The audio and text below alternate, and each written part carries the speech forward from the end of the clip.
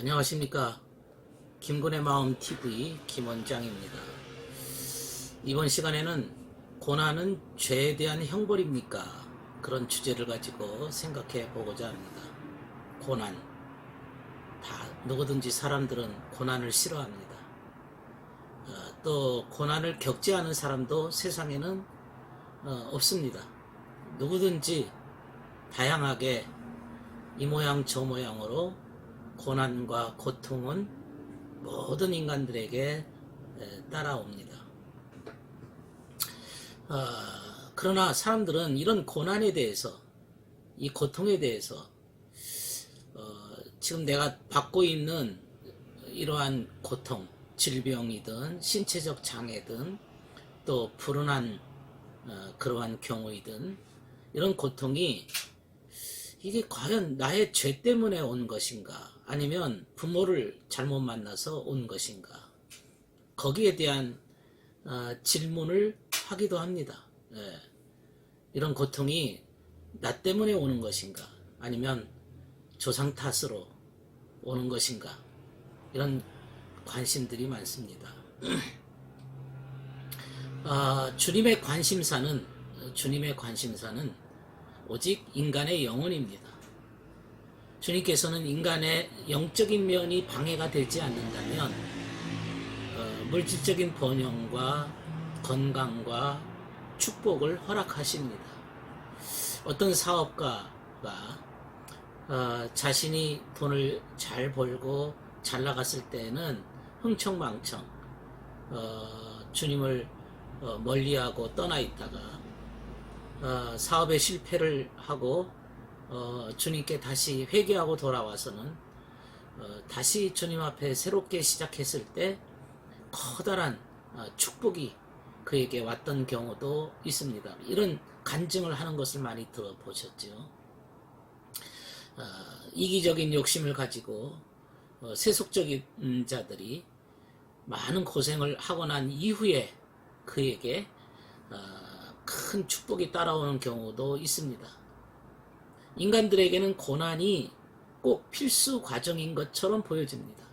고난을 통해서 자신의 잘못을 새롭게 점검할 수 있는 기회가 주어지기도 합니다. 고난이 없으면 내가 잘했는지 못했는지를 평가하기가 어렵습니다. 또 고난을 통해서 인격이 성숙해집니다. 많은 고난을 겪은 사람이 가난한 자, 어려운 자들을 돌볼 수 있는 그러한 성품이 길러지기도 합니다. 영적인 이해력이나 또 봉사정신이나 이런 것들은 모두 다 고난 속에서 자라는 것들입니다. 고난이 없으면 이런 것들이 사람들에게 오질 않습니다. 부모들은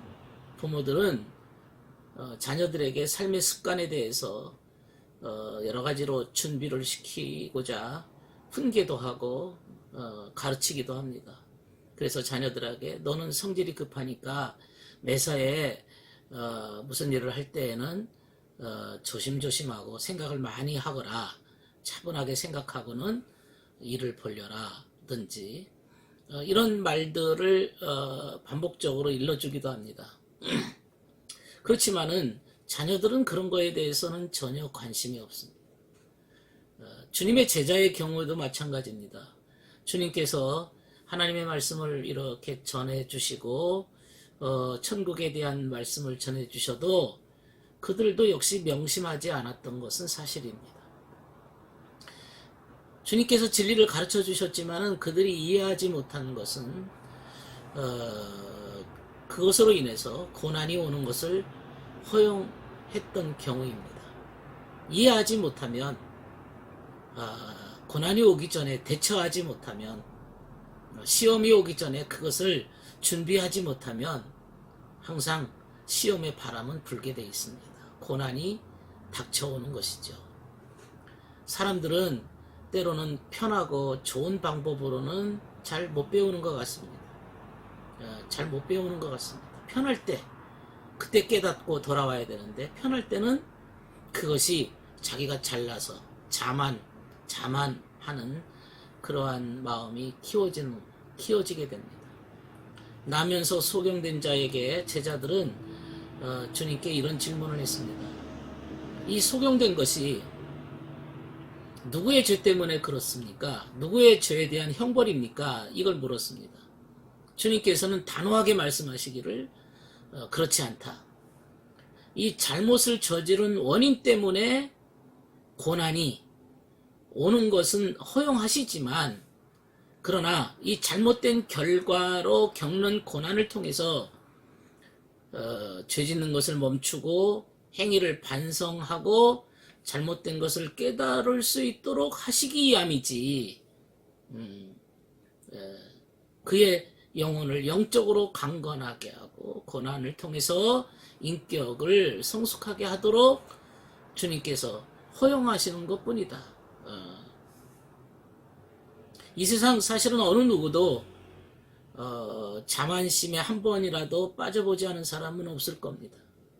반드시 우리가 명심해야 될 것은 주님께서 하나님의 일을 그 사람 안에서 드러내시기 위해서 고난이 오도록 간혹은 허용하시기도 하신다는 겁니다. 하나님의 일을 위해서, 하나님의 뜻이 나타나도록 하시기 위해서 그의 삶 속에서 고난을 허용하시기도 합니다. 그리고 또 허용 법칙 속에는 좋은 것과 나쁜 것이 혼재된 사상을 또 허용하시기도 합니다. 예를 들면 이제 주님께서 씨 뿌리는 비유에 대해서 설명하셨습니다.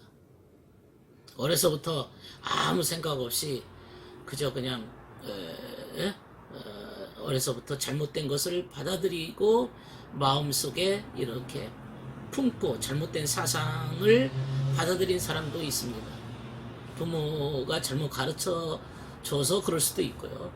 본인이 또 잘못된 것들을 받아들일 수도 있습니다. 그렇게 혼합된 채 자라기도 합니다. 주님께서는 그걸 또 허용하십니다. 선과 악이 이렇게 뒤섞여서 혼합되어 있는 그런 상태라고 하는 것은, 그것이 이제 잘못이라고 하는 것이 깨달은 다음에서야 이게 확실하게 드러나게 됩니다. 자신의 정욕과 이기심이 영적으로 성장을 방해하는, 저해하는 요소라는 사실을 경험적으로 뼈저리게 느낄 때까지는 그걸 제거할 마음이 없습니다. 그것 때문에 이제 망하게 되었다.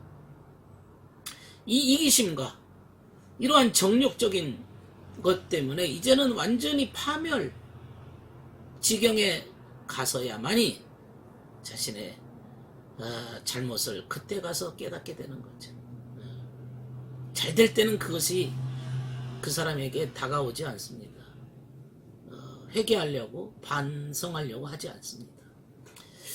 성경의 이 마태복음 13장 24절 30절에 보면 이 가라지에 대한 비유가 나옵니다.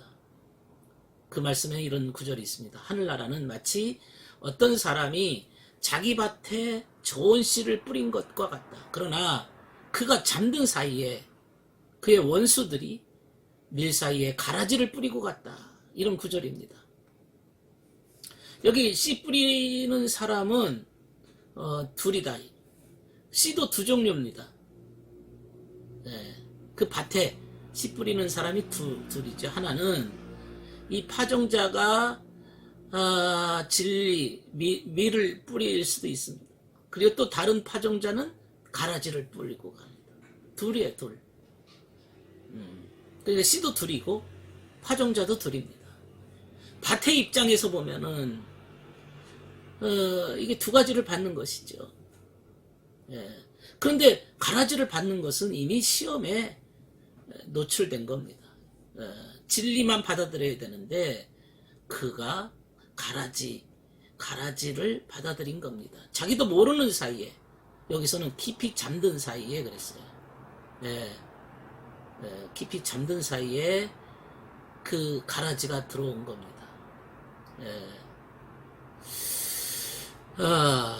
여기서 이제 씨 뿌리는 사람은 주님이거든요. 하나님의 말씀입니다.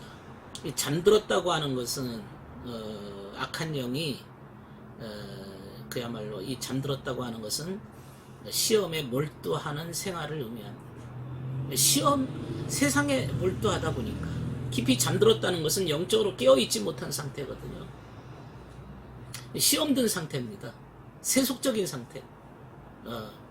하나님을 멀리 떠나 있는 상태입니다. 그렇게 잠들은 상태에 은밀하게 악한 영들이 눈치 못 채게 거짓을 심어놨습니다. 눈치 못 채게 은밀하게 심어놨습니다.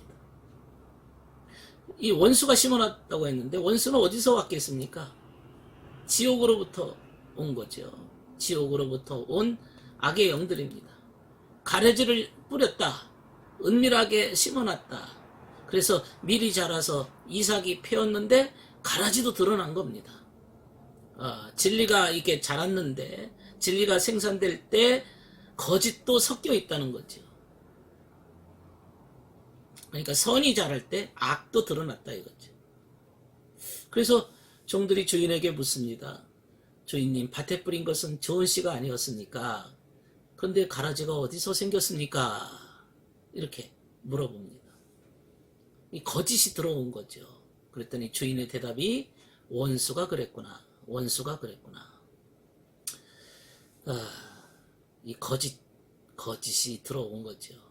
그랬더니 그러면 저희가 가서 뽑아버릴까요? 물어보죠. 이 말은 거짓을 이제 완전히 제거하려고 한다는 얘기죠. 가만둬라. 가라지 뽑다가 밀가지 뽑으면 어떻게 하겠느냐. 자칫하면 진리까지 소멸될 수 있다는 얘기죠. 네. 아직도 거짓과 진리가 섞여 있는 거죠. 이것은 언제 뽑아야 됩니까? 그건 추수 때까지 둘 다 함께 자라도록 내버려 두어라. 추수 때에 내가 추수꾼에게 일러서 가라지를 먼저 뽑아서 단으로 묶어 불에 태워버리게 하고 밀은 내 곳간에 거두어들이게 하겠다 그랬습니다. 이 거짓을 분리시키는 건데 이거는 마지막 상태에 이를 때까지 두고 봐야 된다는 거죠. 마지막 상태 이를 때까지 마지막에 이르러서야 거짓이 그때 진리로부터 분리되고 지옥으로 보내고 진리는 천국에 이른다는 그런 뜻입니다. 주님께서 하신 비유의 말씀입니다. 우리 마음속에 이런 정욕과 이기심과 같은 가라지가 있습니다. 이것이 속에 있을 때는 모릅니다. 그러나 이게 드러났을 때, 열매를 맺을 때, 추수할 때가 될 때, 그때 이제 분리가 되는 거죠. 분리가 되는 겁니다. 주님께서는 우리에게 이 고난에 대한 이러한 형벌은 영적인 유익을 위해서 고난을 허용하신다는 것을 말씀하신 겁니다. 우리의 영적인 유익을 위해서. 때로는 가라지도 있고 때로는 내 안에 그 여러 가지 원수가 뿌려놓은 잘못된 요소들이 있습니다. 그러한 요소들이 내 안에 있어야만 되는 이유 중에 하나가 주님께서 허용하시는 이유는 영적으로 성숙하도록 이것을 뽑아내야 되는데 밖에 이제 드러났을 때 내가 이렇게 큰 죄를 지었구나. 내 속에 있는 악한 것이 이렇게 열매를 맺혔구나.